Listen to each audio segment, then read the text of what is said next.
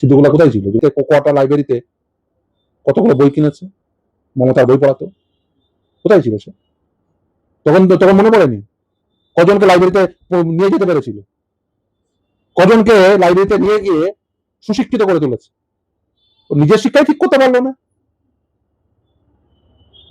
এগুলো হচ্ছে মসজিদ বেচে খাওয়া লোক, বেসিক্যালি মসজিদের ইস্যু বেচে খাওয়া লোক। মসজিদের ইস্যুটা বেচবো, আবার রাজনৈতিক অস্তিত্ব টিকে থাকবে। চুপচাপ মমতার 15 বছরে কি ঘটেছে বলেছে? একটা প্রশ্ন করেছে? ক্ষমতা হয়েছে, ঘাট চেপে ধরে বের করে দিত।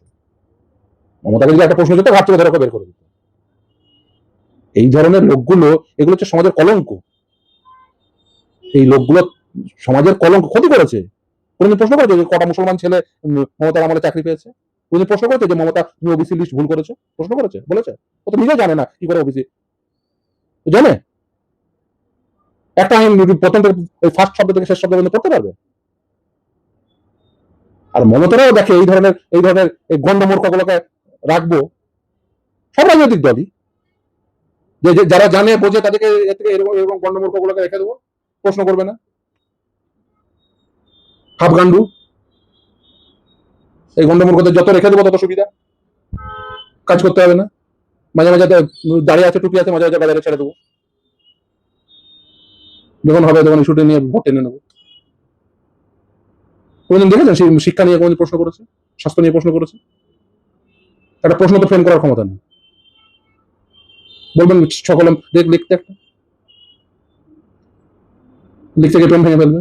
ওদিন কেন নামেনি মমতার আমলে? যে শুনুন, যে জেনুইন লড়াই করবে, আমার সর্বদাই তার সঙ্গে সাপোর্ট থাকবে। যে ওই নিজের সুবিধা বোঝে রাজনীতি করবে, আমার সুবিধা হবে এটাতে, আমার রাজনৈতিক সুবিধা হবে, এত কিছু করেননি কেন?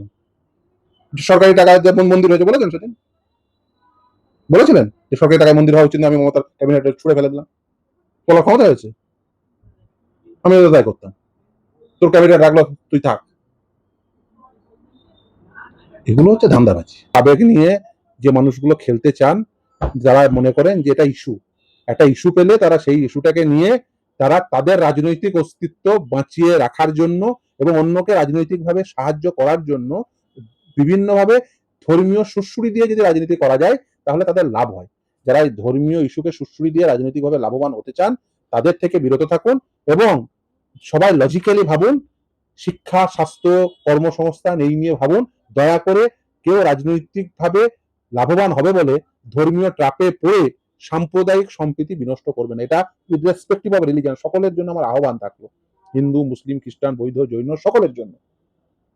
আপনার নেতা যারা, তারা আপনাকে ধর্মীয় কানাগলিতে ঢুকিয়ে আপনার ছেলের চাকরি নেই সেটা ভুলিয়ে দিতে চায়, আপনার ছেলে ভালো স্কুলে পাঠ নিতে পারে না এটা ভুলিয়ে দিতে চাই আপনি যাতে কোনোভাবেই প্রশ্ন না করেন শাসককে, প্রশ্ন না করেন আপনার নেতাকে, প্রশ্ন না করেন আপনার এমএলএ কে, প্রশ্ন না করেন আপনার এমপি কে, প্রশ্ন না করেন এই ব্যবস্থা, রাষ্ট্র ব্যবস্থাকে, যে আমি কেন, আমার সন্তান কেন ওই আম্বানির ছেলে যে মানের স্কুলে শিক্ষা পাচ্ছে সেই মানের স্কুলে আমার সন্তান কেন শিক্ষা পাবে না?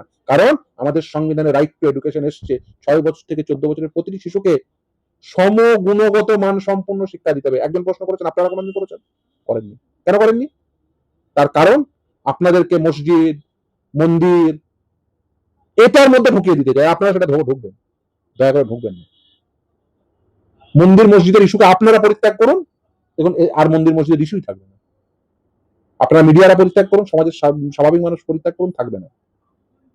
এরা জানে যে এটা হচ্ছে এই ইস্যুটাকে সুড়সুড়ি দিলে এতে লাভ হবে, কেউ মন্ত্রী হবে, কেউ এমএলএ হবে, কেউ এমপি হবে, এটা সুড়সুড়ি দিলে